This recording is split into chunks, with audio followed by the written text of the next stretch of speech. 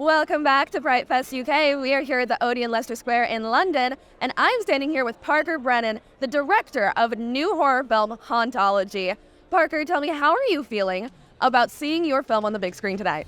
I have never been invited to a theater as nice as this one, so I am so excited. I've only seen the movie once before in public, and this will be a much grander screening with an audience of horror fans, and that's what I'm here for. Are you traditionally a horror fan? Yes, it's my favorite genre. If you look at my Letterboxd account where I log all the movies I watch, it's like 80% horror. Now, Hauntology is a really unique concept because A, it's an anthology, but B, it's also focusing on queer horror. What does queer horror mean to you?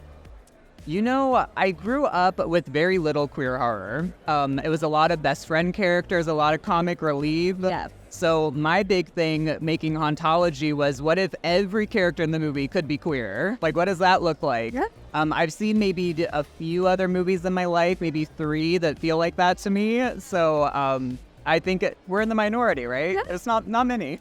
So Hauntology is, as you bring up, a series of queer horror stories. What is the relevance of queer horror to you? Everything. I think everybody can identify with what this story is telling. I was telling someone earlier and on the carpet that, you know, it's a layered story. It's not just a queer horror film. It's not just an LGBTQ film. It's a film that no matter what nationality, any type of diversity, inclusion, you're going to feel seen. I did do a little bit of Instagram stalking, and I saw that you have been on lots of Disney shows and iCarly and more family-friendly kind of content. How do you think your fans will feel about you starring in a horror film? I think that it's a big difference even for me as an actress. Like, it's such a different role than what I normally do, but it definitely did challenge me as an actress, and I'm really excited for my fans to, see the side of me. You mentioned that it challenged you. Do you want to explain a little bit how?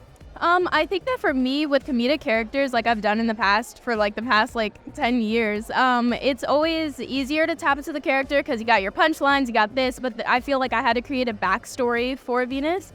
And I really had to delve deep into that to really portray the character how I think they were written.